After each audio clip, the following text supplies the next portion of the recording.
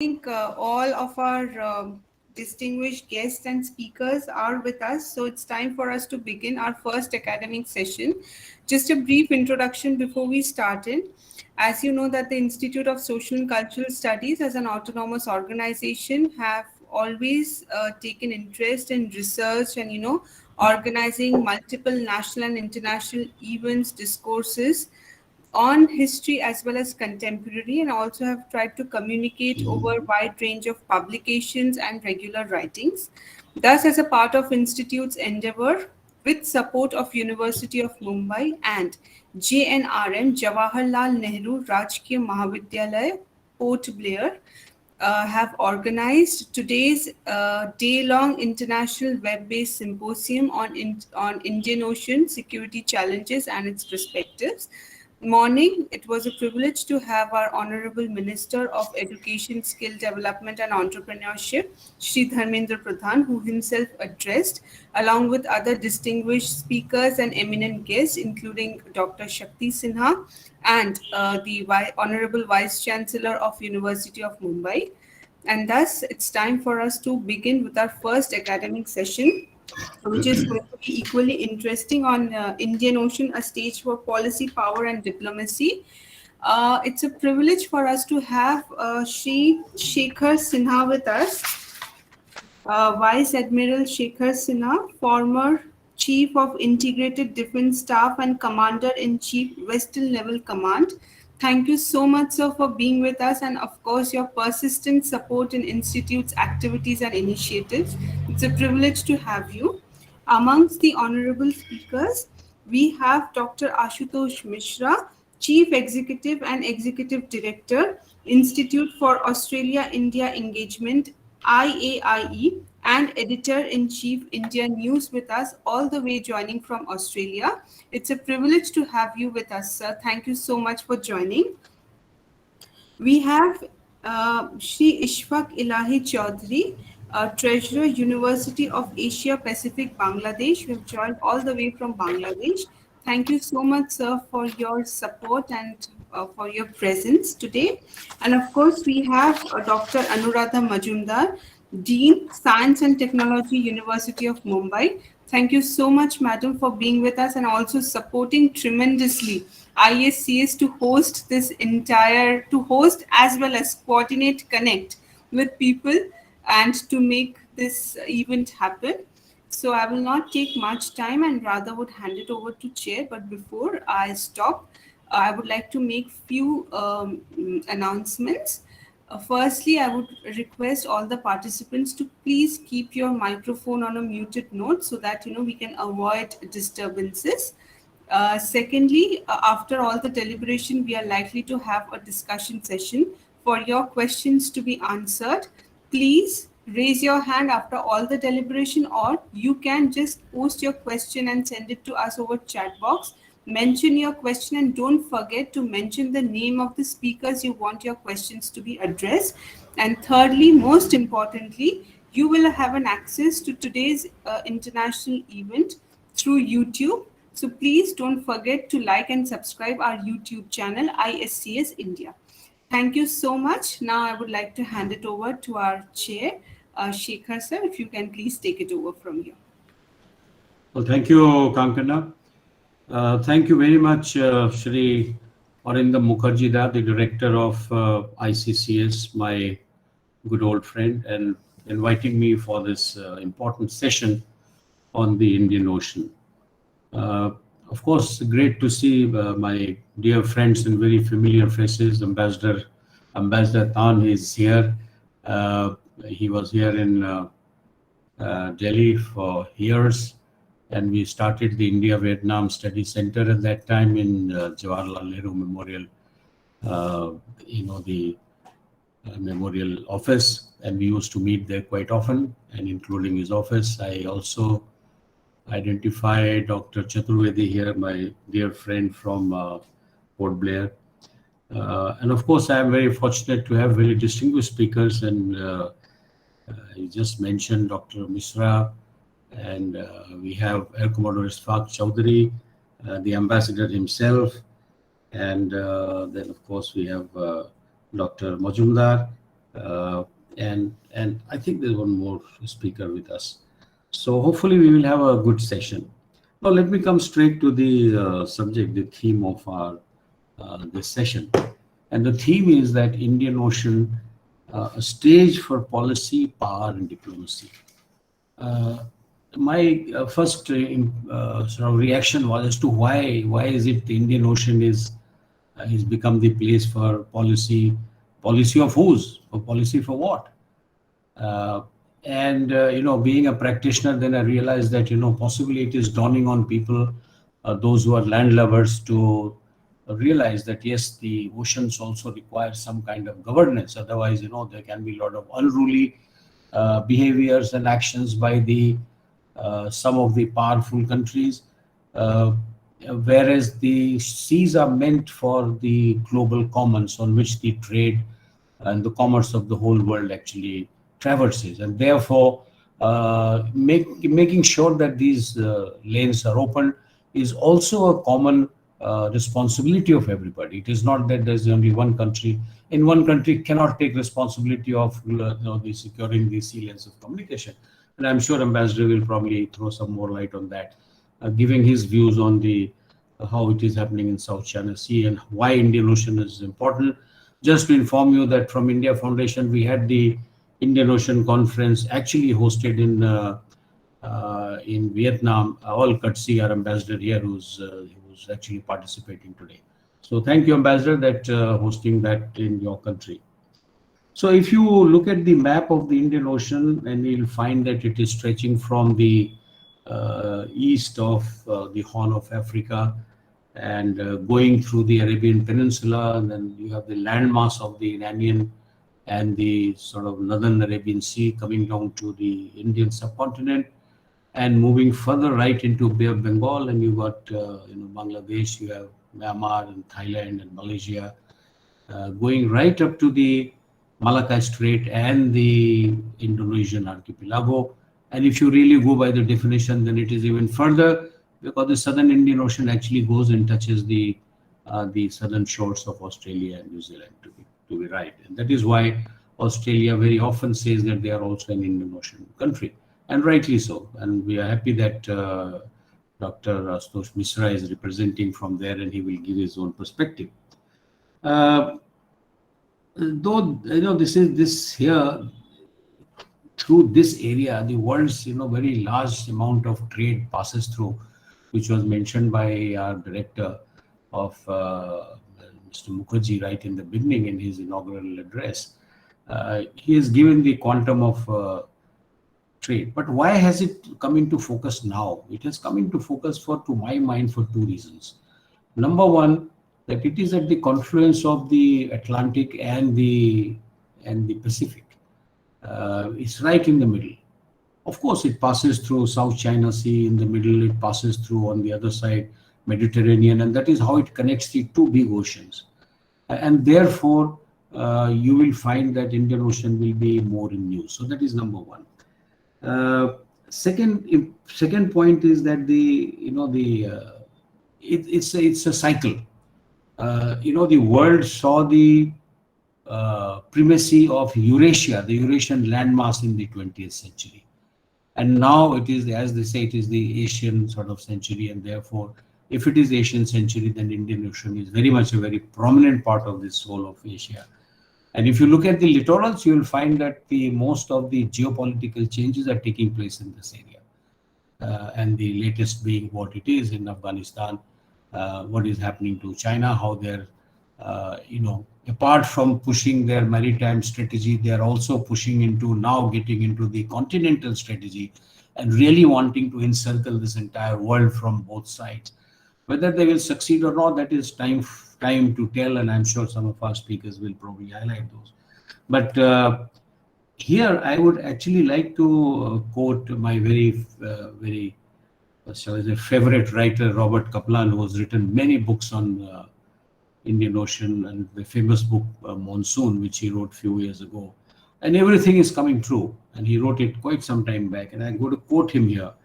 It says that in this rimland of Eurasia, the maritime, the ocumen, of the medieval Muslim world that was never far from China's gaze. So just look at it, how he is bringing the one civilization to other civilization, which is now a power which is likely to replace the United States from the top notch of the international world order, as we call it.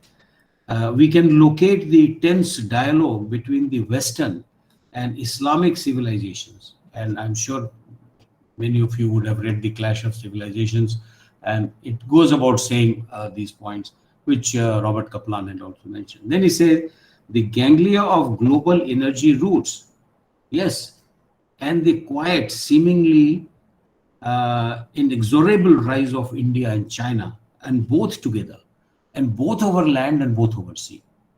So, whereas India is not venturing into its continental strategy, so to say, but he hasn't thrown it out of the window. We're still part of the Shanghai Cooperation Organization, SCO. We still have Chabahar. What will happen to it, we will see. We will talk about it if it comes in Q&A. And then we are leading that into, it was supposed to go through Afghanistan. I hope that, the new government also holds on to this. But more importantly, it makes direct access right through Mashhad into the Central Asian Republic and Turkmenistan. So we have this very much there.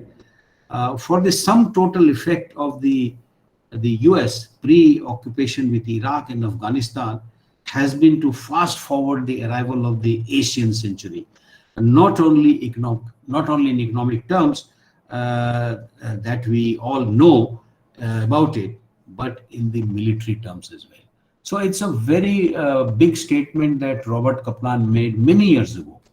And what you're seeing today is just unfolding of that, the entire description that he gives in his book. With the takeover of Afghanistan by Taliban and the constant likelihood of the threat of terrorism slipping into the larger Indian Ocean area and the littorals, you can't rule that out because it was there when Taliban was in power. And we see that again, Taliban has come to power and Al-Qaeda is going to become more visible. So therefore, Indian Ocean and the littorals are not going to be left alone from this. Apart from the northwards ingress of this terrorism into Central Asian republics, it is really, it is too early to say what is going to happen. And China's entrance into the continental strategy, as I mentioned, was it's just about to unfold because of the Belt Road Initiative and the way they are moving up to Eurasian mass. This compels us to look at the what policies are essential for the Indian Ocean's governance, as I mentioned right in the beginning. Gives a chance to diplomacy, that if the diplomacy can it handle the power play, which is now beginning to emerging to start playing in this area. And that is where the inputs of the Ambassador Thorn will be very, very important because he has done a lot of work on this and is still doing in the academy that he is teaching. We have very distinguished panelists, and I would like to just stop here and invite our first speaker, and that is, let me see who our first speaker is, Dr. Ashitosh Mishra. I think you go first. I would request to speak for about 12, 13 minutes, maybe 14 minutes, so that all speakers get a good chance, and we have about half an hour for Q&A at the end of it. Thank you. Dr. Mishra, the floor is yours. Good afternoon, everyone, and thank you to the Chair, Vice Admiral Shekhar Sinha, and congratulations to the Institute for Social and Cultural Studies for organizing this very timely symposium, and at a time when we are seeing so much happening. What our Chair described wonderfully, the vast geographical expanse, and which many of us say expands from the shores of Africa to the doors of America. And thank you very, very, very much for inviting me to speak in this symposium. Chair, I have spoken to speak on the Australia-India relationship because I believe that there hasn't been a better time than now, when the constellation of diplomatic, political, strategic, military, and economic opportunities have been so favorably set for us to tap into both regionally, strategically, and bilaterally. And it is a great opportunity for both sides, actually, which must not be missed. And I'm amongst a vast array of scholars and strategic experts who now believe that Australia and India can play a game-changing role in the Indo-Pacific.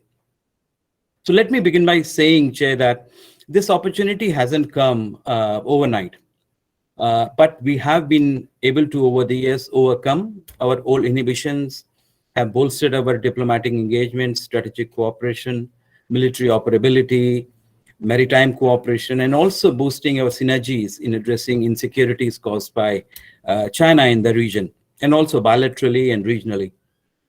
So let me give a quick, brief context that our ties traditionally have been impeded by our ideational differences during the Cold War because of our different alliances, then also because of 1974 peaceful nuclear explosion and then 1998 nuclear tests, very scant people-to-people ties, underdeveloped business and trade relationship.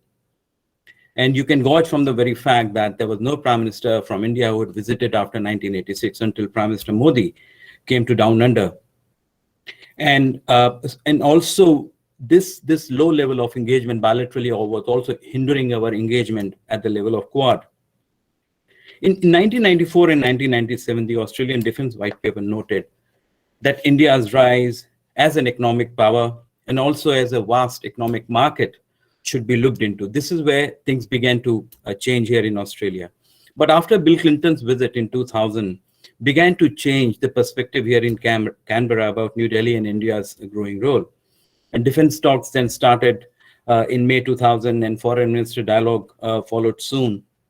Defense engagement actually began, and between 2004 and 2006, we saw a lot of defense engagements taking place, and Australia participated as an observer in the Milan exercise. Vice Admiral would know that. It was under John Howard, the Prime Minister, that in 2006, both sides signed the MOU on defense and defense cooperation. And in 2007, Australia participated in the Malabar exercise, which was held in the Bay of Bengal. And around that time, we also had our first informal Quad summit between the four powers. But unfortunately, after Kevin Rudd's withdrawal from the Quad and then the refusal to supply uranium, overturning the previous decision of John Howard, then there was the Mohammed Hanif case, and there was the Monkey Gate controversy in cricket, and also issues regarding the student security. It all jolted the bilateral ties. But what was heartening at that time was that the trade and economic ties were booming. Free trade negotiations had started. And then later under Prime Minister Julia Gillard, the decision not to supply uranium was overturned.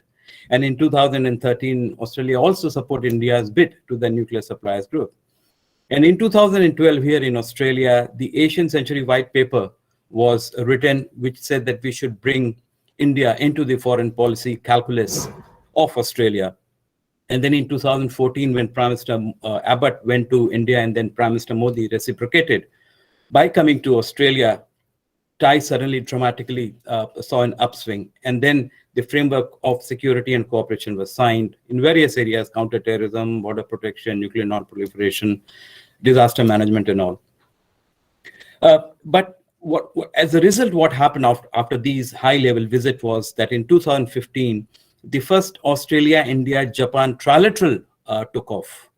And then the first AUSINDEX naval exercise took place in the Bay of Bengal, in which Australia participated. And then there were routine discussions between defense and foreign minister.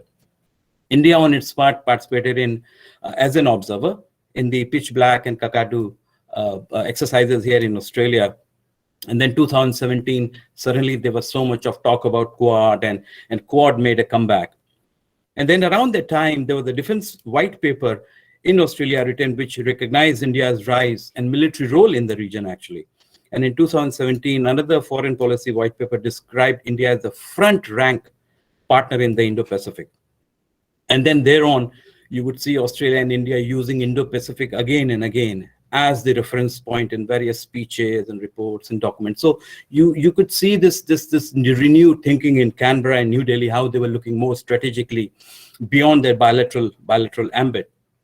And this kind of an engagement has continued under Prime Minister Modi and Prime Minister Morrison, and they met in G20 in Osaka, and then the virtual summit last year took place, the inaugural virtual summit The very historic mutual logistics supply agreement was signed, and then talks were upgraded to 2+2 foreign and defense minister talks. And then, of course, 2021, we saw the virtual dialogue of the Quad taking place, in which all the 4 countries, Australia, India, Japan, and United States, participated. And so this Quad, what it did was it showed the growing synergy between the 4 powers. And there was a joint op-ed. You all must have read about this, joint op-ed by Narendra Modi, Joe Biden, Scott Morrison, Yoshihide Suga. They talked about not only COVID and other issues, but they also talked about the free, open, and resilient and inclusive Indo-Pacific. You could see the language, how they were looking into the entire Indo-Pacific as an expense where they needed to stand up to what was happening in the region. So what happened? So what changed in these recent years? So also the first thing I think bilaterally I would say happened was the military confrontation between India and China. We had seen in Doklam and then in Ladakh, and also China blocking India's bid to proscribe Masood Azhar and bid to NSG and UNSC, and also blocking India's bid to have Pakistan blacklisted in FATF. At the same time, India was deepening its ties with the United States. Now, this was something which made Canberra very comfortable with New Delhi. And in 2018, around that time, we had seen Prime Minister Modi very nicely articulated India's Act East vision in the Shangri-La dialogue, where he talked about Samman, Samvad, Sahyog, Shanti, and Samriddhi, respect, dialogue, cooperation, peace, and prosperity, and also calling for a rule-based, free, open, inclusive region. The level of ties in the last couple of years has been phenomenal. The way it was, you can gauge from the fact that in the last 1.5 years, Indian and Australian prime ministers have met 5 times. And the both sides have been saying that the pandemic has been debilitating both economies, and in terms of human lives and economic battering that they were both receiving. So all this was happening. And then in Canberra, Australia demanded investigation into the origin of the COVID. And Australia was also very critical of the treatment of Uyghurs in Xinjiang, and then human rights violation, then the crackdown on the democratic protesters in Hong Kong, treatment of Taiwan, and also, most notably, the interference in Australia's political milieu, the cyber attacks which took place on Australian businesses and computer networks. All this made Canberra rethink its traditional strategies in terms of engaging with China. So there was this new thinking which had taken place in Canberra, that was that Australia was now saying that we are now prioritizing our national interest over economic interest, because there's no point in having an engagement with a power, having trillions of dollars or billions of dollars of business, and one day suddenly losing so much of revenue because of the smoke screen policy. So this new thinking in Canberra started pushing India and Australia closer and closer. And India reciprocated by bringing Australia into the Malabar exercises, which again showed that New Delhi was also now recalibrating its calculus in terms of how it looked at Australia in the region. So in recent years, we have seen in the policy documents, in the speeches, that there was synergy developing in India's Act East policy with regards to the Pacific Island countries, because we had the Forum for India-Pacific Island Cooperation. And in Australia, we had the Asia-Pacific Step-Up policy, where they were deepening their ties with the Pacific Island countries, including Fiji, where we have a very strong presence. And around this time, when the government documents like policy white papers were coming, they were all talking about sovereignty, stability, and security, all these issues which are also very central to New Delhi when they are looking at the larger region. So in Australia, before I end, Chair, I'll mention there are 2 schools of thought. One was largely represented by experts and officials like Peter Verghese, who wrote the India strategy. So Peter Verghese, in one of his writing, he said, we don't see China as an enemy, but it is not in Australia's interest not to diversify its business and trade relationship. That's where India comes into the picture. On the other side, you have other school of thought represented by Foreign Minister Maurice Payne, who was very critical of what was happening to the Uyghurs and Hong Kong and Taiwan. Then Peter Dutton, who was very vocal in criticism of China with regards to the cyber attacks. And then, of course, Scott Morrison, who said that we need an impartial inquiry into the origins of the COVID-19, and Australia will not be cowed down by intimidating tactics of China. So this all came about in the last 2 years, especially at the heels of the COVID. It suddenly generated new thinking in Canberra, and that's where India fitted very nicely, and India's active policy blends in very nicely with Australia's own look into the Indo-Pacific and in the Pacific Island countries. So in some, Chair, I'll finish by saying that it is very heartening to see now, and this is something which is generated in Canberra, that Australia's bilateral relationship with India cannot be seen in isolation with the larger strategic relationship in the Indo-Pacific, which is very good news for both sides. If your bilateral relationship strengthens, it rubs into your strategic relationship in the Indo-Pacific and vice versa. And you can put in the trilateral, like India, Japan, Australia trilateral, and India, Australia, Indonesia trilateral into the mix. So as I said in the beginning, so the constellation of these opportunities, Chair, have never been better. You see a new thinking in Canberra and also in New Delhi. And that is what I firmly believe, that as two leading democracies in the region, both sides have a brilliant opportunity, an excellent opportunity to play a game-changing role in the region. I'll end there. Thank you. Thank you, Dr. Mishra. I think you have really, what shall I say, you have stirred the hornet's nest in my own mind. I remember 2007 when the Malabar 5 countries participated. I was the officer in tactical command of that exercise. And prior to that, I think it was 1978, 79 when Australia had its aircraft carrier, and they used to fly the Skyhawks, and I was flying the Seahawks from the Indian Navy. And we have had a excellent exercise and interaction with each other, chasing each other and claiming that we have shot each one down. So that is more in fun, really. But I think off late, there are two things which come out very clearly from Dr. Mishra's presentation. One is that the behavior of China has actually expedited the coming together of Australia and India. Particularly, Australia has been really very bold that the politicians, after the departure of Kevin Rudd, Honorable Prime Minister then, that you have taken head on that you don't get bullied by these economic questions, and unfortunately, a lot of undiplomatic statements were made by diplomats of China in Australia, normally not done.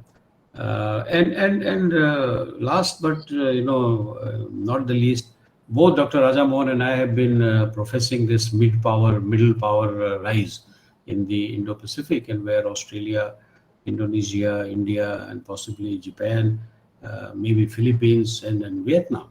So this has been a big talk, and we have written in our own countries, and Raja is very, very firmly backing this. So hopefully we will see that it may work out with the America proving itself more and more sort of getting withdrawn from here, and maybe the reliability of America being a very shall I say very firm partner, seeing you through after what has happened in Afghanistan. So well, that's as a military man should be speaking very straightforward, so I have spoken this very straightforward. But that was very nice of you, Dr. Mishra. Really, you have, as I said, you have stirred the hornet's nest. So we'll stop here, and may I invite Air Commodore Chaudhary now to make his presentation. Welcome, Air Commodore Chaudhary, all yours. Thank you, sir. Let me start by PowerPoint presentation. Anyway, is Kankana available? Kankana Rai? Yes, sir. Put my presentation on? Yes, just a second. Okay. As she's doing that, let me first of all say how happy I am to be invited today. Probably this is the first time I've been invited by ISCS to give a presentation here, but I had a long association with ORF, Observer Research Foundation, based in Delhi, and we had I think about 10 years of engagement.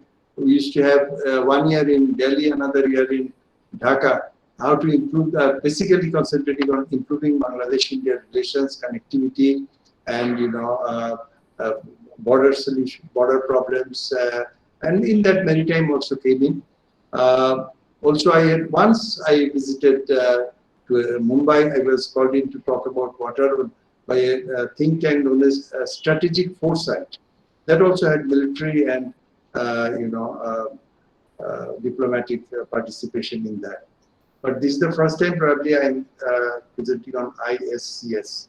And I'm very happy to, this morning session went fantastic. The Minister for Education, it was visible that how he's so knowledgeable about this whole maritime thing.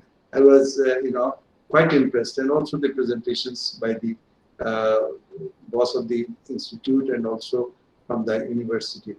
And now, as I can see, there is an admiral here, so I'm really, being an airman to talk about the sea. But I was very impressed if that is right, that your Seahawk shot down some Skyhawks, which is a 2 generation later. You see, to shoot down with a Seahawk to engage a Skyhawk needs a lot of courage. Anyway, congratulations on that. But I don't see any army man here. Then probably we would have had a tri-party session. But anyway, going back to my next slide, please, which is the importance of the Indian Ocean has been spoken by the minister himself, has been spoken by the director of the institute and also everyone. But still, I would just go on that to show that how it is, it affects it connecting Asia and with Europe and all the way to the Americans. And also the energy resources, absolutely important, because the Middle East, and it goes not only goes towards the east, towards the United States or China, but also to the west, towards Europe.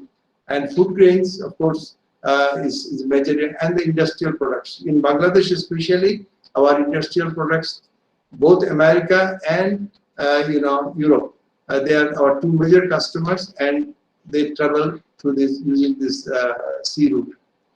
And some of the very important minerals which will be, are also, in addition to the energy resources, are also in this area.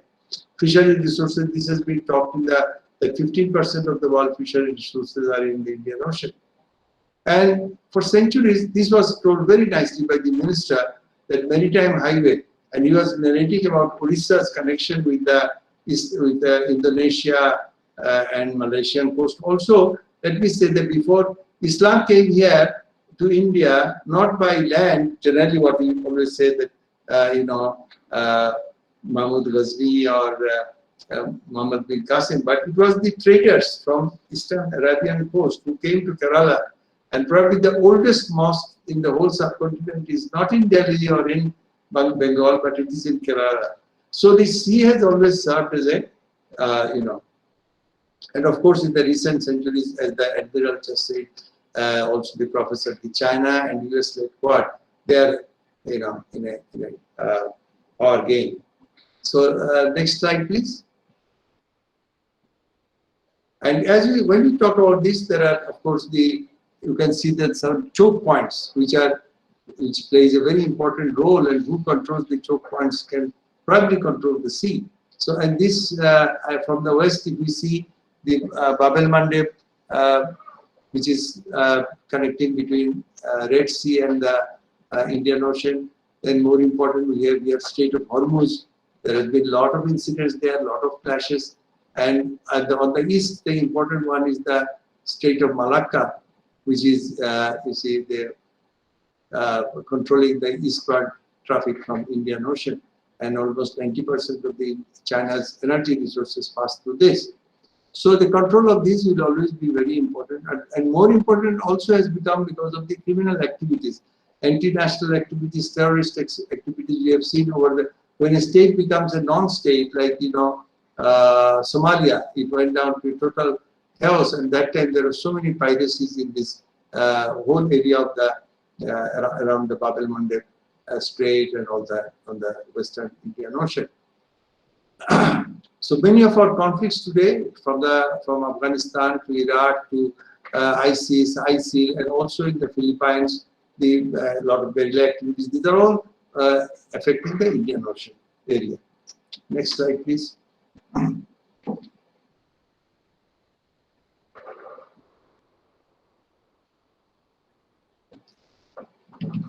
So the admiral was talking about the Soviet, US-Soviet rivalry during the Cold War, and because you see the American submarines were at that time, nuclear submarines were patrolling the Indian Ocean, because in case of a missile attack, I mean it never happened, but in case of a missile attack on the Soviet, most of the Soviet missile sites were in the Central Asia, and to reach the Central Asia, Indian Ocean, was the right place to hide your submarines.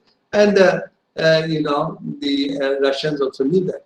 And one of the things that happened in 1971 during our liberation war, when the Indian Eastern Fleet was, encircling Bangladesh and East Pakistan, and the war was almost coming to an end. That is the time the Americans sent their task force with, that time, the largest aircraft carrier in the world, USS Enterprise. And then the Soviets also countered it by sending their fleet and also their submarines and all. So it became pretty hot, but then by that time the war was already sealed and they couldn't do anything. But we have seen in the 21st century as increasing Chinese presence. They have set up their first base in Djibouti in 2017, and they are also in the East Africa, Kenya, Tanzania, Sri Lanka. They are establishing port and airport facilities, and also we have seen how Hambantota, a Chinese-built deep sea port, has been handed over to the Chinese for 99 years because Sri Lanka could not pay back the loan.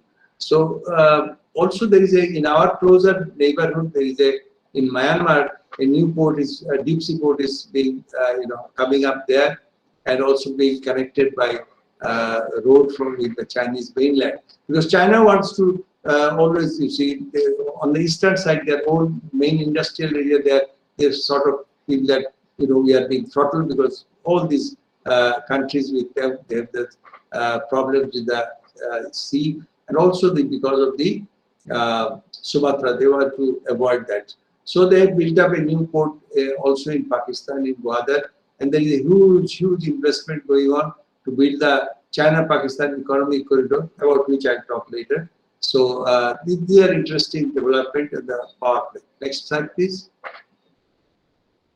Now here, on the left-hand side is the Djibouti. The Chinese on the top left is the Chinese port of Djibouti, shown in yellow.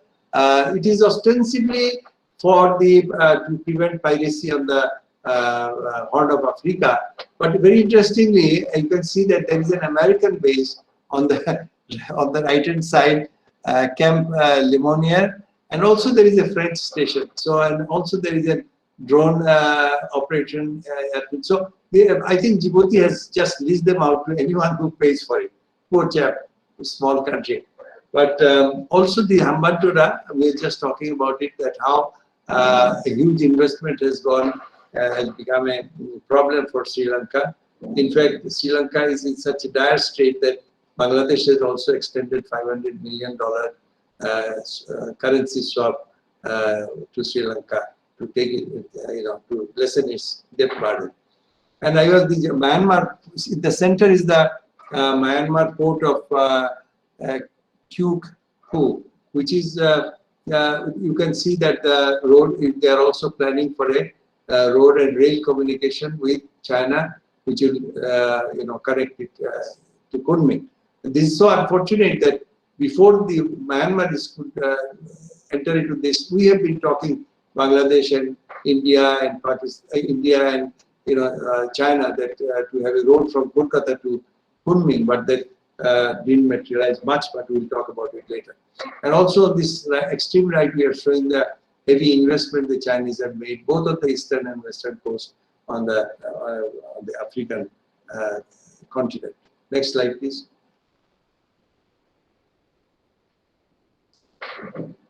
So moving further east is the South China Sea, where there is a famous 9-dash line, which the Chinese claim to be their exclusive economic zone. And interestingly, this is probably the only point where both Communist China People's Republic of China and the Republic of China, means Taiwan, agree. They both claim the same, because it was declared in 1946 when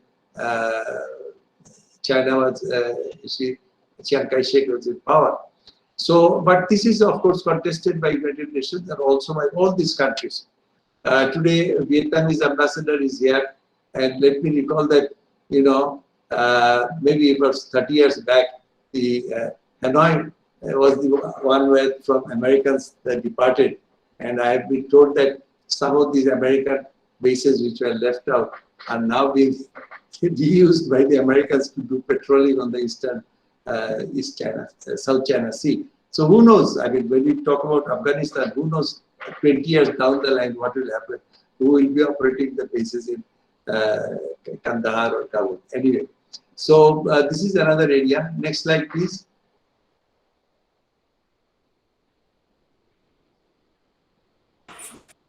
Next slide. Okay. Yes, Afghanistan has been talked about, and this you can see that this has been a serious blow because the way I was following it myself. The way he's just saying that we are not in the nation building, so we get out, and he gave a time. It was almost like Mountbatten living in India, you see, and worse than that. And now, and then he can't claim a leader of the democratic world if you just go on like that. So Chinese are always, of course, has welcomed this development, and as you can see that there is a Chinese narrow corridor, Wakhan corridor on the north.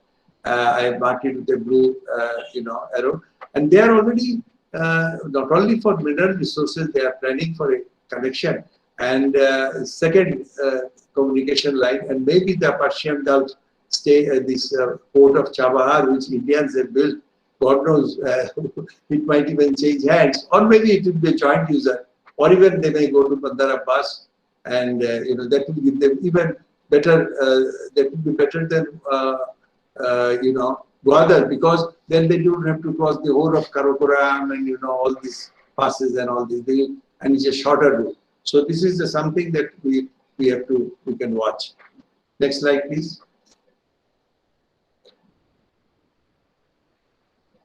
Coming back to Bangladesh, you see, we have they look at the position. It's a very small country compared to the size of our neighbors, but the thing is that it is a very important geographical geostrategic position, because this is the only land route through which you can go to the southeast.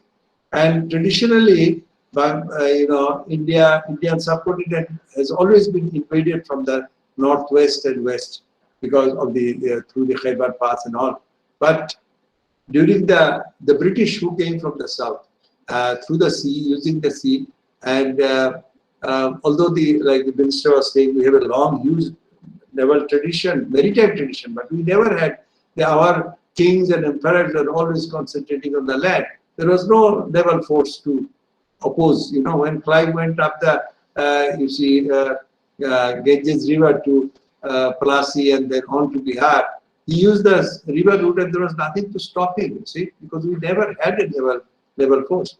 But when the same thing, when the Japanese came in the Second World War, I'm showing on the eastern side, they reached almost, edge of Assam. There were fighting going on in Imphal and, Manipur. So, and all now that we have this Chinese unmarked border in the north, and where we had a fighting in 1962 and very recently in the which Bangladesh is very much concerned, because any we wish to see a peaceful settlement and peaceful border all around. So that is something of our concern. Next. This one is showing the McMahon line, just like the Durand line, which is a contentious border between Pakistan and Afghanistan. So this is also this McMahon line, which was during the British time they signed with the Tibetan, what do you call, some ambassador or something, but China never recognized the Chinese representative was not there, and we had a trouble with 1962, and in Nathula, which is just sitting on the, just less than 100 kilometers from Bangladesh border, in between Sikkim and Bhutan, and there you had a trouble in 67. So we wish to see now. I know that both sides are preparing. The Chinese are also developing their airfields and roads and all, and the Indians are the Tezpur and Silchar and Guwahati and all this Shabua, huge bases now being developed, which is sort of worrisome for Bangladesh. Next slide, please. Now, within our neighbors, as we are, on the top left side, we have solved a huge problem that was from 1947. We solved it in 2016. There are hundreds of enclaves, There are small villages which are in Indian village inside Bangladesh, and also there are Bangladeshi village inside India, hundreds of them. And some of them are not even villages, few acres of land. And some of them more funny was, there are a number of Indian enclaves within Bangladesh, and within that enclave there was Bangladesh. I mean, this was the legacy of 1947 again, but it goes to our statesmanship of both the Indian government and Bangladesh that we have solved this. And also, it's a matter of pride that Bangladesh has solved its, there is disputed exclusive economic zone through negotiation and also international arbitration, both with India and Myanmar. But we have a problem with India, mainly with India, is our rivers. There are 54 common rivers, of which only Ganges has been signed the interim agreement, but there are other rivers which are still not being solved, how much the water to be shared. And now the third party has come, the Chinese, with a huge dam they are making on Brahmaputra, which provides 60% of Bangladesh's total water. Although they are saying it is only for hydroelectricity, but this unilateral development, is a matter of concern. And also, we have all of you probably know, 1 million plus refugees who have been driven out from, Myanmar. They are with us, and we are taking care of them. The world body is more or less waiting. Next slide, please. Now, this is again global scene.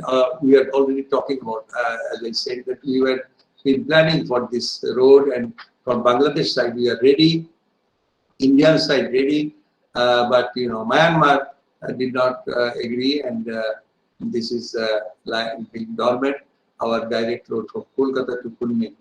And we have a number of agreements. Bangladesh plays a very important role in the international scene with the UN peacekeeping operations. We are also a member of the OIC and SARC, which is now inactive, but it is Bangladesh who initiated this.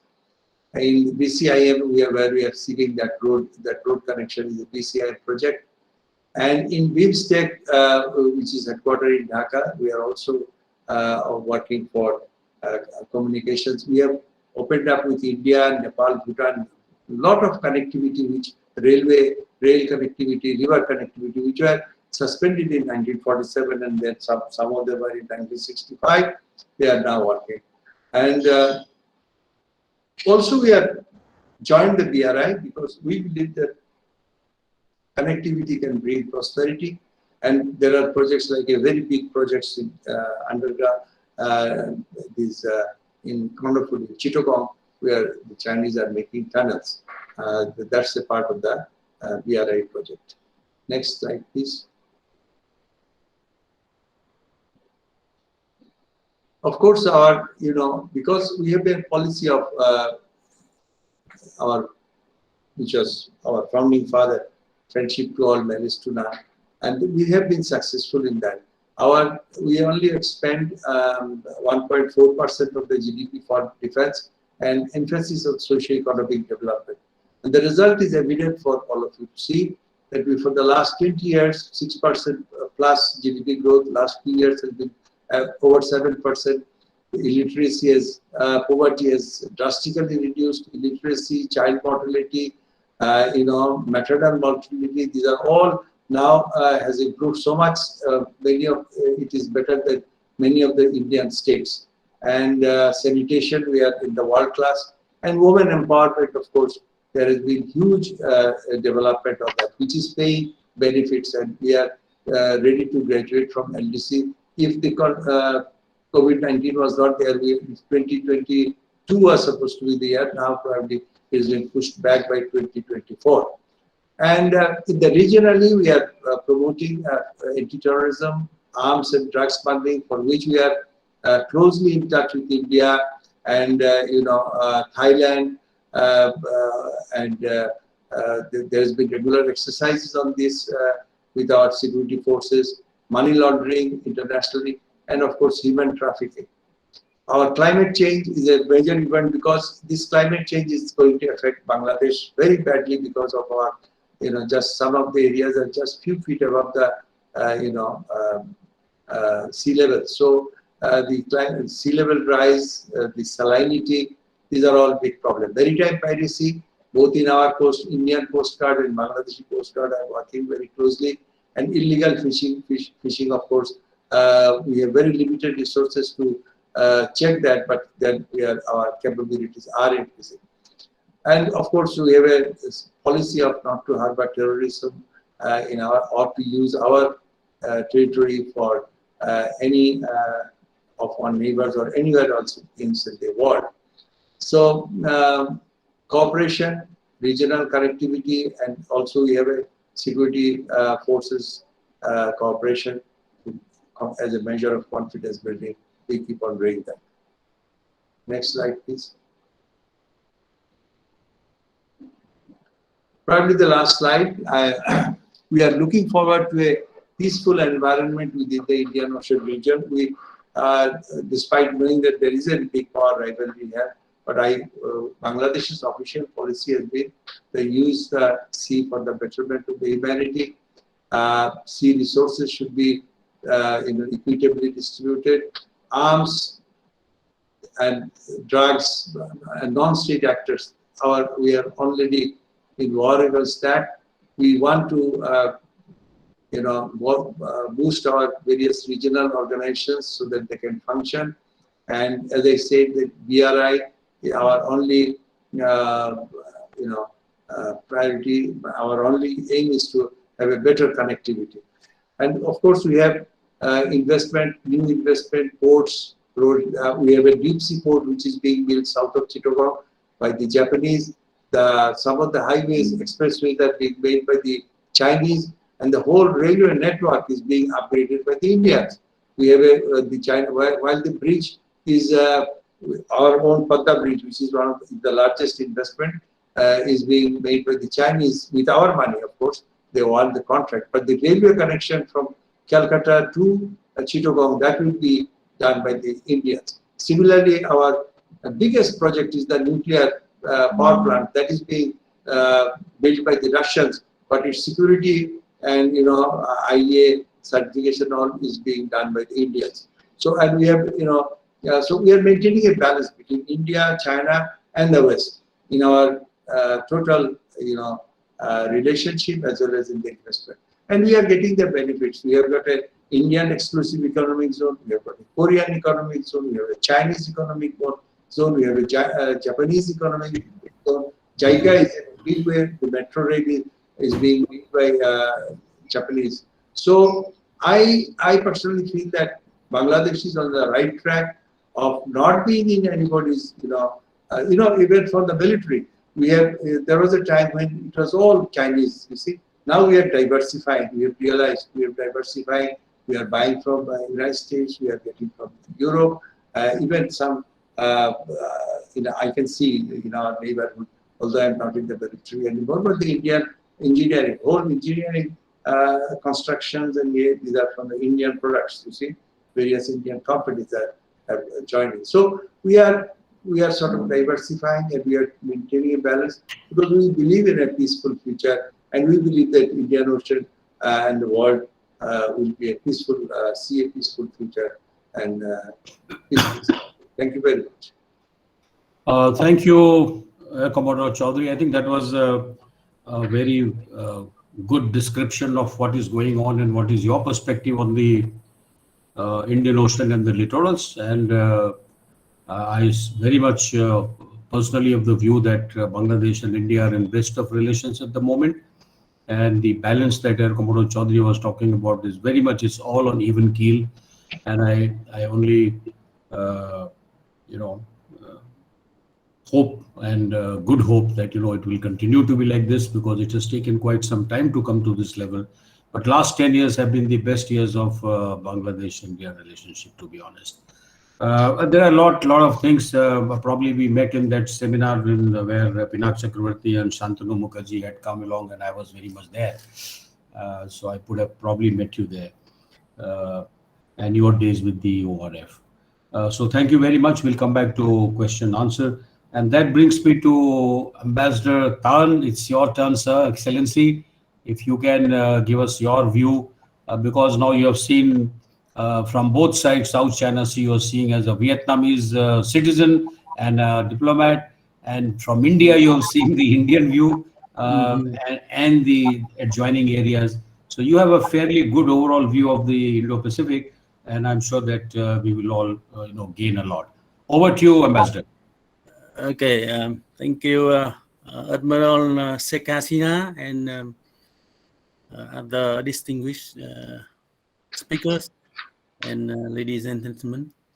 I am very honored to speak in this webinar, which is, I think, is very important at the moment, and it's also very. I am the person who have been interested in this topic for many years. I was ambassador to Sri Lanka when I first studied on the importance of Indian Ocean and on the aspect of this ocean, and I followed what happened there. Even when I became ambassador to India. And now I'm from Vietnam, looking back to Indian Ocean, and but I can see that my previous speakers, especially Commodore Chaudhary, cover quite a lot of things that I want to talk already. But it make me my job much easier.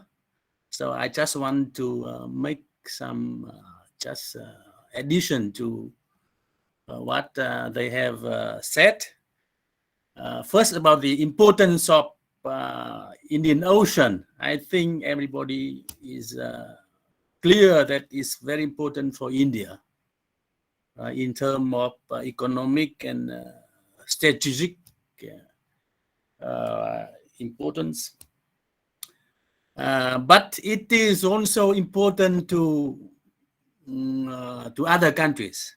Of course, countries in Indian Ocean like Bangladesh and Australia, but it's also important for the eastern part of like Southeast Asia. And it must be very, very important for China, of course, right? Because China economy is rising, and they need a lot of import of energy from here and others, products also. But Southeast Asian countries, including Vietnam, also now consider Indian Ocean very important now. Like for Vietnam now, our trade is more than double of our GDP. That means our economy is very open, 200%. So we depend very much on the trade with the world.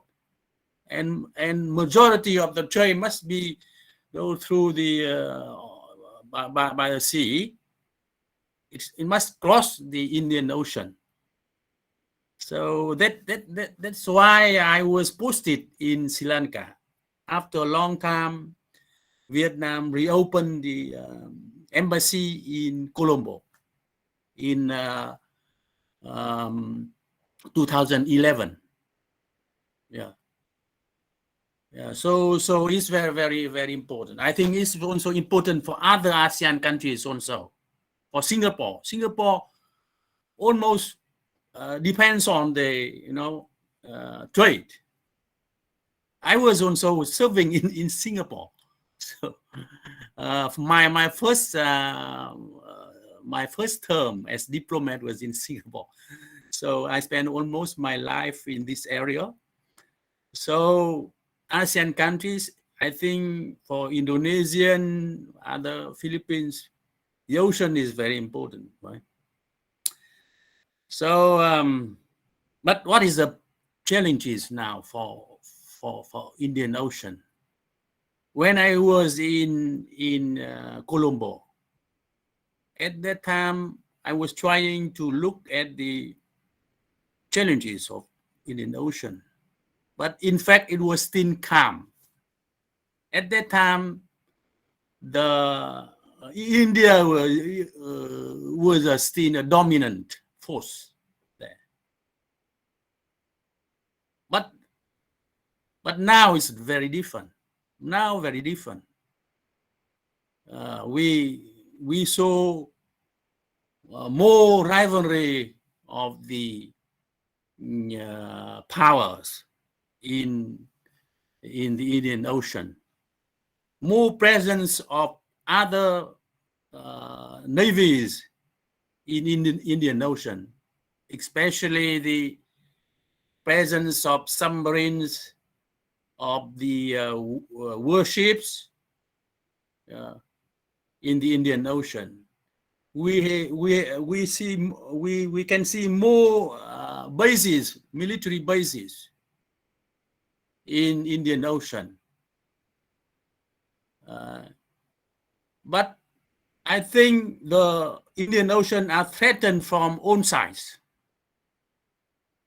Commodore Chanduri has mentioned about the advance of China through the two corridors. One is from China through Myanmar.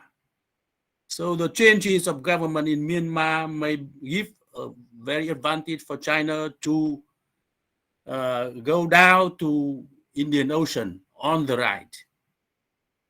And the left, the Afghanistan changes recently give a very big vacuum, which China will come, and it will be a very good advantage for China to go down to the Indian Ocean on the left of India.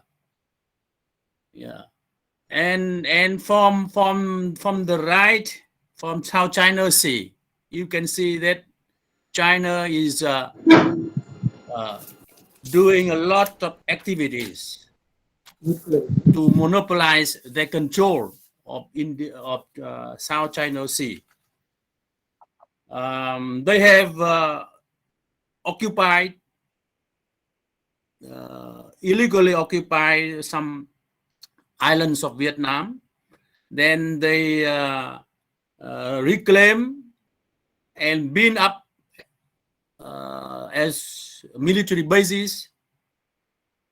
So from there, they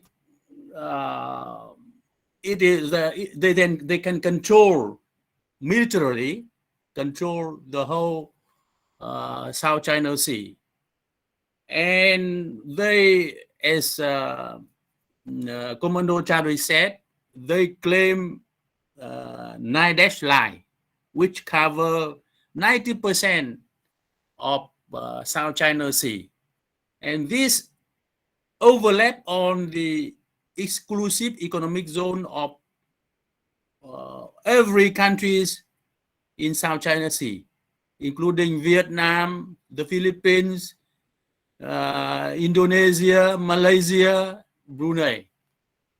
So they are now trying to realize their claims to make it their territory. So I think this, after South China Sea, they will easily come to Indian Ocean.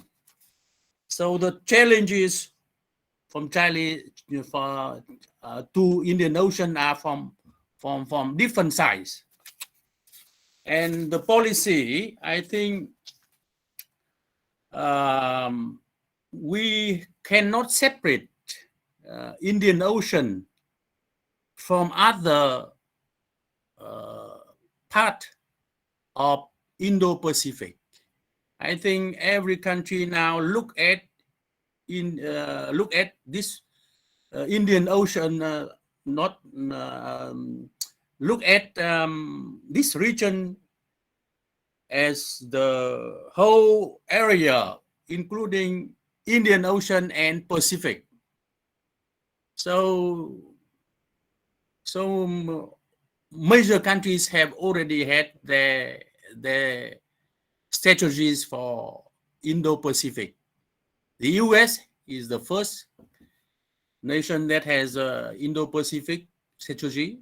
Then Japan, Australia, and ASEAN also have vision of Indo-Pacific.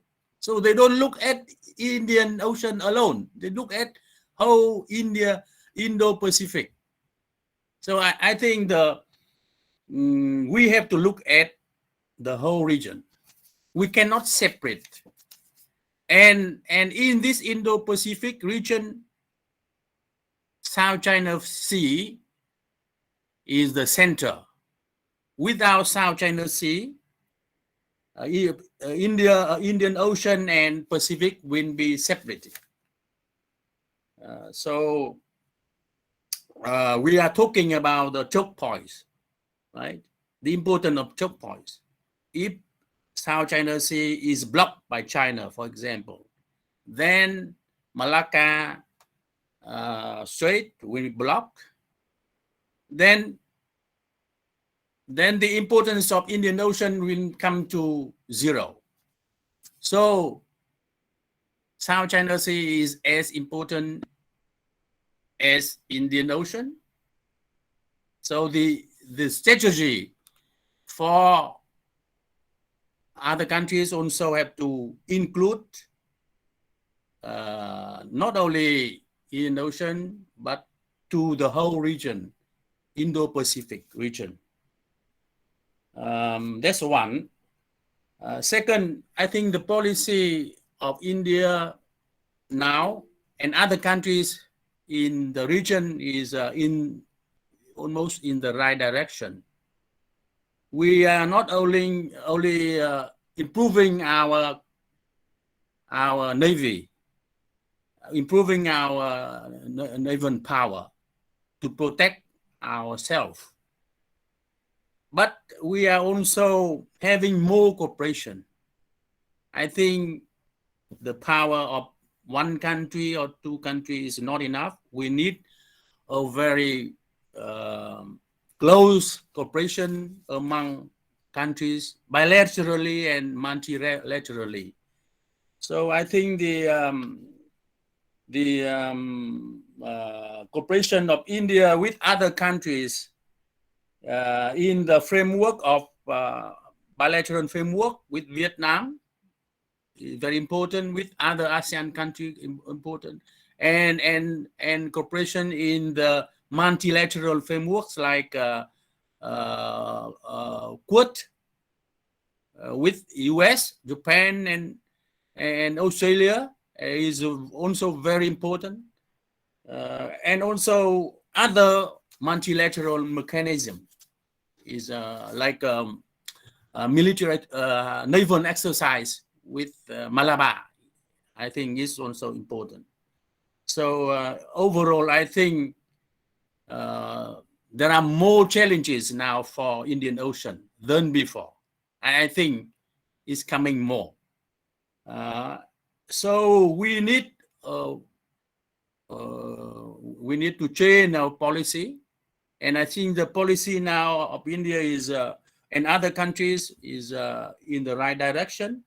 But I think we need to put more efforts, especially on implementation. I think situation is changing fast. What we need to do is to realize our plan, our policy faster. We have to implement on the program and cooperation program. So I think that's what we need to do now. Thank you. I finished my. Okay. Thank you very much, Ambassador. I think it couldn't have been put in better words than what you have with your vast experience on this part of the world. And that takes me to our last speaker of the day. Is Dr. Mojumdar here? Professor Anuradha Mojumdar? Oh, there you are. Ma'am, all yours. Thank you so much. I think it was indeed a privilege for me and an honor to listen to Ambassador Khan. Before that, Commodore Chaudhary. I just wanted to tell Commodore Chaudhary that my father is from Borishal and I've heard a lot about Bangladesh during my childhood years. So I think the association stands for since many years the link between Bangladesh and us and all other Asian countries. Now, I wanted to tell that I am representing University of Mumbai. Basically, in this group of experts, subject experts and key opinion leaders, I can be considered an outlier. I am the Dean of Faculty of Science and Technology of University of Mumbai, and my background is pharmaceutical sciences. I'm a pharmacologist, which is more to do with medicinal science. But yes, I would certainly be quick because I'm sure hypoglycemia in the Indian, this is setting in because it is lunchtime, so I'll be quick. So basically, University of Mumbai, what I would like to express is has been looking into, we've had political science, we've had courses on international relations and strategic studies, but now we have made it more concerted effort, more focused effort. And I would like to brief our panelists that Mumbai University, that is University of Mumbai, covers 7 districts. And if you see from the Mumbai, which is a tip of the island, to Ratnagiri up till Goa, we cover almost 700 kilometers of coastline. So we decided that as it is pertinent and very much relevant to us, that the University of Mumbai should focus more on maritime studies. So we have started 2 new centers from this academic year 21-22. One is the Center for International Relations and Strategic Studies, and the other is the Center for Excellence in Maritime Studies, which I have been given additional charge along with my dean's role. And I would like to quickly introduce you to the new center and the programs that will be offered. And indeed, I was just listening to all of you. It is a privilege and enlightening for us, because ultimately my center would also be liking to cultivate a think tank of scientists and strategists who would take the area of research in this area, along with, like I'm from science, so basically, as many of you pointed out, climate change, coastal habitats, leveraging on the ocean resources, etc. So as I said, I am representing the Center of Excellence in Maritime Studies. Can we have the next slide? Or is it possible for me to project it, Konkana? I have the PPT with me. Should I share? So it will be better for me to maneuver.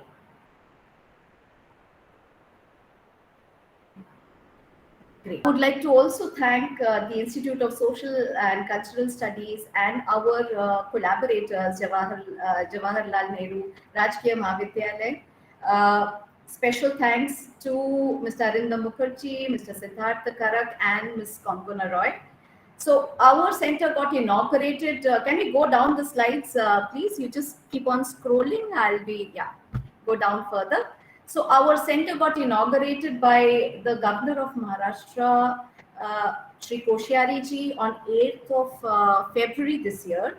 And we had, along with the Honorable Governor, the presence of guests of honor, that is Naval Chief Admiral Karambir Singh, Director General of CSIR, Ms. Dr. Shekhar Mande, because we are, as you are aware, Vice Admiral Shekhar, that Naval War College of Goa is affiliated to University of Mumbai, and we are also collaborating extensively with the National Institute of Oceanography Goa for our research on maritime sciences.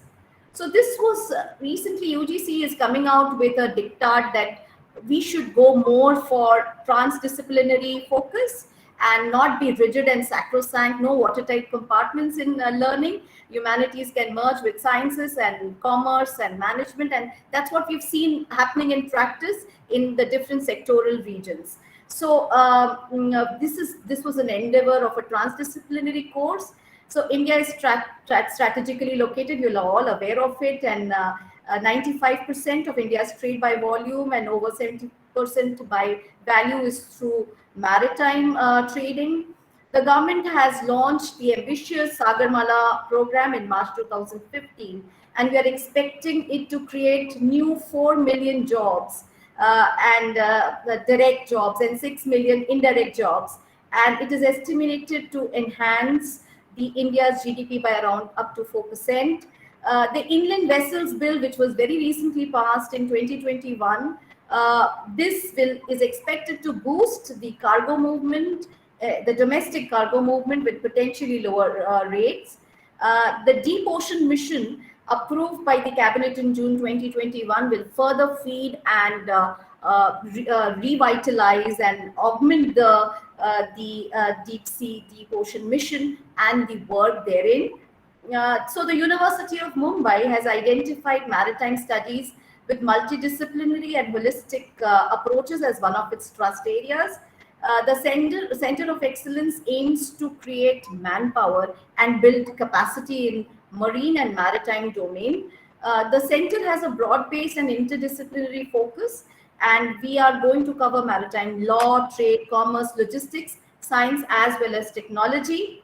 So the preamble on which, the edifice on which we have started CMAS is to provide intellectual climate for academics and policymakers like you all eminent people who have gathered today, who are the speakers, working on topics related to coasts and the seas.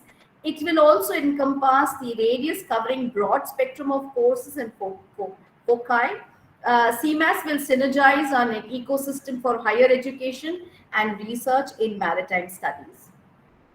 So as again, I would like to reiterate, we have a long coastline. We needed to build more on it. And in India, it's very essential that we can see, countries in the Asian region, they are bolstering their maritime prowess. And for one of the very important feeders for that would be manpower creation, skilled manpower. And this is one of the main endeavors of the Maritime Center. So this is the vision which you can see. Can you scroll down, Konkona? Can you go down to the vision slide?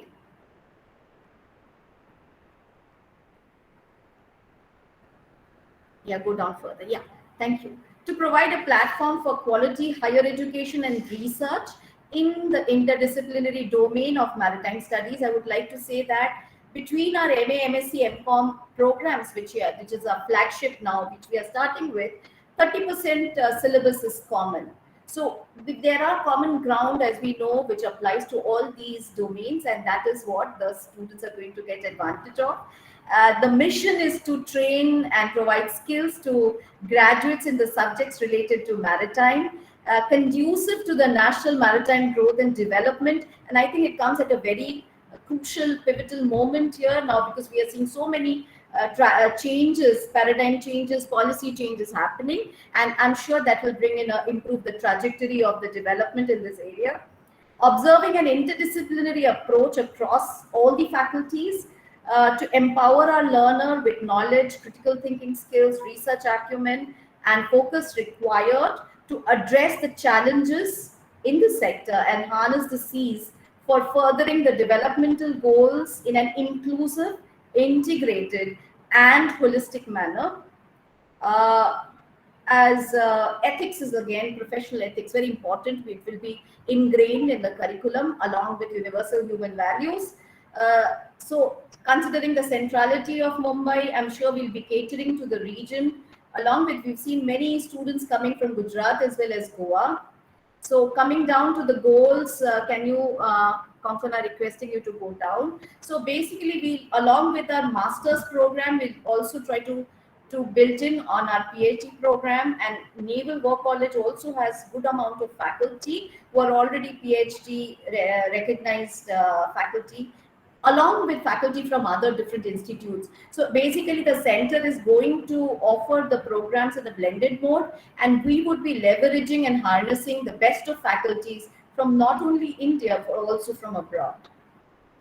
So the programs which will be starting from 21-22 is a postgraduate diploma in maritime studies. We are also exploring starting a postgraduate diploma in maritime logistics, along with skill-based and apprenticeship integrated embedded elements to it. Master's program is MA Maritime, MSc Maritimes and MCOM Maritime Studies, and a doctoral program which will be started from the next year. In the Center for International Relations and Strategic Studies, which is held by Professor Rajesh Kharan, Dean of Humanities, there will be an MA program in International Relations and Strategic Studies, along with a PG diploma, a postgraduate diploma in the same area. So I would like to come to the last but one slide, key focus. Kankana, you go down by 2 slides. Furthermore, yes. So as I said, it will be transdisciplinary, so commerce, humanities, science and technology, and that's the way we've kept the eligibility as well for graduates who are seeking admissions to these programs. Maritime commerce, science and technology, law, heritage and history. We have a lot of maritime heritage and history associated with entire till the Konkan belt. And so we'll be looking into regional maritime and coastal issues, maritime security, sustainable ocean resource utilization, natural hazards and disasters. Somebody mentioned climate change. We are also been facing many cyclonic storms in the recent past, which has been ringing a warning bell amongst all the scientists. Livelihood based on ocean and coastal areas, blue economies. When we talk about livelihood, it's very important to look into sustainability and seeing to it that we do not disrupt the balance in nature. At the same time, create occupation and create economy using the blue resources. Next slide, please. So we welcome graduates on board Center of Excellence in Maritime Studies. Let's sail on the journey of higher education in maritime studies. And I look forward to support of all you experts and the eminent illustrious people who are here, the speakers in this webinar. And I'm really privileged to be part of this session. Apologies for the difficulties of my colleagues and an Honorable Vice Chancellor gathering today. We are having a NAC audit starting from tomorrow, and our experts from all across India are landing today in Mumbai. So many of us are actually, very much caught up in the logistics. So apologies for that, and I'm sure you will understand. Thank you so much. Thank you, Dr. Majumdar. I think, it's a very good initiative taken by Mumbai University to have this institution going. Because we always felt the need of it, having spent so many years in Mumbai, we were always a little handicapped not to have a totally dedicated department. And now you have a full-fledged center of excellence. So that really, and rightly so, Mumbai, if it doesn't happen in Mumbai University, where? You are just, you are overlooking the Arabian Sea as much as the whole of Western Naval Command, to be honest. And I mentioned this to Mumbai University, one event that I had gone for when I was CNC there, Commander-in-Chief. And I said that, it's time that you have your own full-fledged Center for Excellence. I'm glad it has happened. So congratulations and wish you all the good luck. Thank you. So I think today's whole webinar and talk has been really such diversified areas that we have covered, diversified views that we have covered. But one view is just common, and that theme is that the Indian Ocean is going to be the center of the activities possibly in the coming few years and maybe decade, maybe more. Because if the geopolitics is shifting, I think all of us have to be aware and see as to what is our place in that, the geopolitical sort of construct that we are looking at and is still unfolding. And do we have some kind of policy framework? Do we have some kind of an Indian Ocean littoral framework so that we are not only looking at security? Security is one aspect, but let us look at the aspects which actually call for a policy paper, which calls for a common policy for everybody. And I think one common policy which might emerge is from the trade and commerce, not only within the area that we are talking about, but also from the wider Indo-Pacific, with whom we have very good trade relations. Can they, or aren't they already engaged? And to get them across, for example, Australia, for example, people on the other side of Mediterranean. So, because the trade has to pass through Indian Ocean, therefore we must have some kind of policy framework in which everybody should be able to operate. If required, if we can make one, we can actually present it to the United Nations. We can have a relook at the UNCLOS, because UNCLOS is being sort of kicked left, right, and center by so many countries. Is it time for us to, 1982 was when UNCLOS was written, so maybe it is time for us to have a relook at it. I know it is difficult. Not everybody is, signed on that UNCLOS, or not everybody is ratified, or somebody sees it in a different manner, because there are loopholes in the UNCLOS. There are loopholes. Or as the coastal country may decide, that leaves the whole legal process to 6. And China has been saying that they're going to have their own legal process. So before all that happens, I think we as the seafaring nation, all of us are, sitting here, those who are sitting here, we are all seafaring. We all use the sea for the benefit of mankind, for prosperity. So I think there is a big need. Now I want to ask Kankona that we are at 1:28. Yes. Do we have question time, some 5-10 minutes? I don't think so, sir, because we are already running against time, because we have, the next schedule sharp at 2:30. But I think, we should, I think many of the aspect has been addressed and been taken care by our distinguished speakers. Rather, I would lastly take this 2-minute opportunity for each one of you for your concluding remarks. So, Okay. Sir. Okay, I will make my last concluding remarks. So may I first invite in the same sequence Dr. Ashitosh Mishra, maybe a concluding remark for 30 seconds. Yes. Thank you very much, Chair. And it's been a delight to be with you all. And when I was in Delhi, I was at IDSA. So there I had the opportunity to visit Bangladesh several times, Ishfaq Saab. And we used to go to BIS. And it's such a wonderful country. And when I was at UN, Professor Ataur Rahman used to be my boss at the United Nations. So I've got very close linkages with Bangladesh itself. It's a delight to listen to you and your construct of Indian Ocean. That was very profound. And I must also congratulate Ambassador Khan for his perspective on how Indian Ocean is being besieged in terms of challenges from all sides. And I'm totally on board with him. And that the concern regarding the stability and security in Indian Ocean is multifarious, and we all have to, I think, work in sync. And last but not the least, Dr. Majumdar, congratulations on the launch of the Center for Excellence. And my personal experience in Australia has been that when a center is embedded within the university, it makes a larger impact. And we had an institution like National Maritime Foundation, but where you are different is in terms of your location, and also the vast array of courses and other kinds of training and research and development that you will be doing.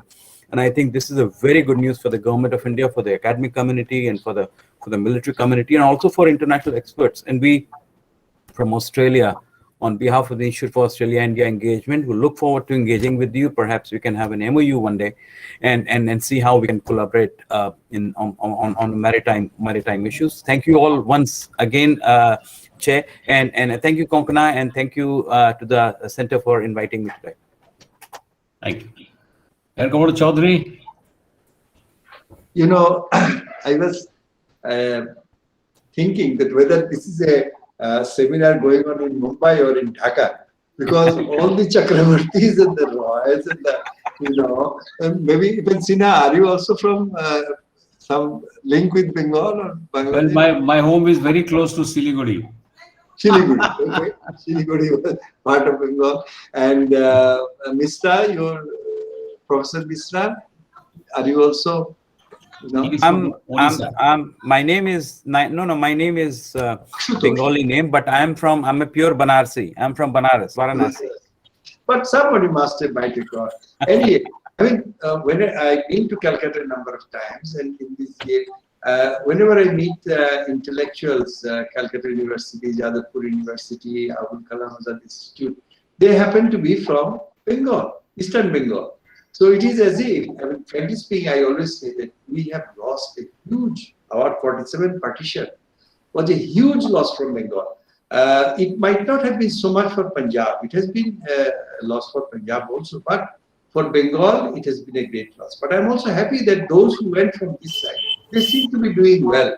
In that's what always happens. Migrant population, they always do well. People from here, when they go to USA, their children, they do very well. So anyway, it has been a wonderful experience, and all of you have spoken so well. In fact, I was the outlier because believe me, I've never done anything on this. My areas are on terrorism, borders, security and all. But about that, I have attended some. But when I was given this task, I had to work real hard and put up something. I'm sure it didn't have much of intellectual content. I'm very happy to be here. And also, so our ambassador from Vietnam was so candid. I still remember those days I was in the just I had joined the Air Force at that time when this Saigon thing happened, and we used to follow it day after day after day. And how this nation, there are both people living in Vietnam and going to California, some, And so, but today you see how the thing has changed. So when I see the changes in Kabul and all, I also try to get a long-term view that maybe in our own lifetime we may see another shift, and then we might think that nothing has, not everything has been lost. So this was a great experience for me. I'll be looking forward to the next session. I'll be attending that also. So thank you very much. Thank you. Thank you, Comrade Chaudhary, for those very nice and very emotional words, and we'll carry this home, no doubt about it. You are always welcome to Bangladesh and Barisal. I have. Just 2 months back, I was in Barisal. Wonderful place. Wonderful. I have got very good friend in Khurshid Alam. He and I did NDC together. Okay. Oh, Admiral. Yeah. Oh. So it's like for us, Bengal reconnected, and Ashitosh sir, though you're from Banaras, but I think Banaras receives maximum tourists from Bengal. It does. It very much does. Kankona, let me get a word from Ambassador Khan now. One of the biggest effect on Calcutta's economy has been the losing tourists from Bangladesh, because all these new market people are, waiting, crowd. I agree. Ambassador Khan, could you make some closing remarks?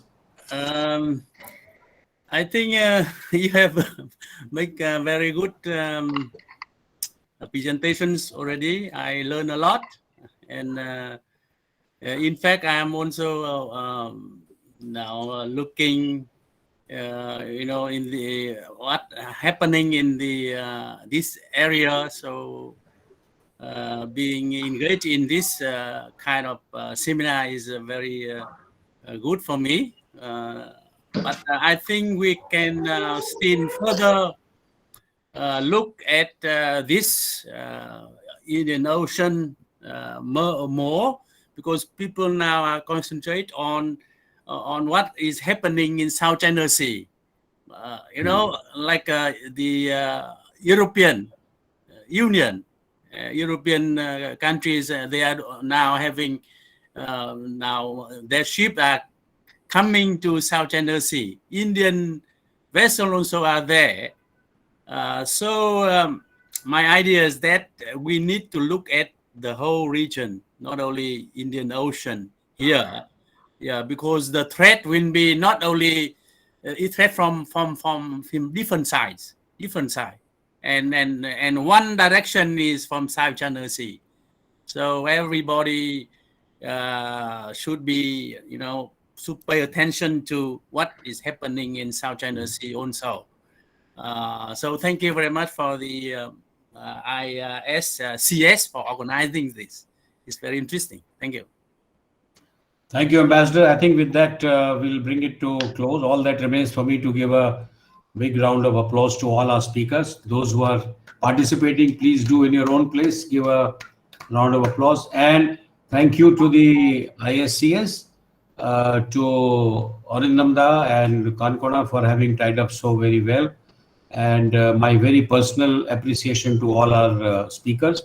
And I'm sure that we will remain in contact being in the think tanks. Namaskar. I really thank you so Namaskar. much to the chair and all the distinguished speakers for participating and sharing your perspectives, ideas on the proposed issue, and of course on the academic session 1. I think this platform has become very, very versatile and actually a corridor for engagement. And I'm sure, I'm really sorry that we couldn't take questions or couldn't, carry forward a discussion session as the time is running against us. But I think this gives an idea that yearly we should have such kind of a symposium, because, Institute also has an Indian Ocean Resource Center, which is very well running. Plus, Ma'am Majumdar is coming with her Center of Excellence on Maritime. And of course, Ashitosh Sir has a very, very versatile and wonderful organization. So I think, there could be an opportunity for more connectivity and more symposium in future to come. And thank you so much for being connected, and looking forward to your support for the engagements and, more symposium, consortiums, write-ups on the proposed issue in future too. Thank you so much for being with us. It's an honor to have you for the ISCS. And of course, thank you so much, Majumdar ma'am, for your relentless support, for helping me out in person, and of course the Institute in terms of collaborating and, helping with logistics. My personal gratitude to you. Thank you so much. I think it's time for us to leave for this session, and as scheduled, we shall come back 2:30 sharp with the next session.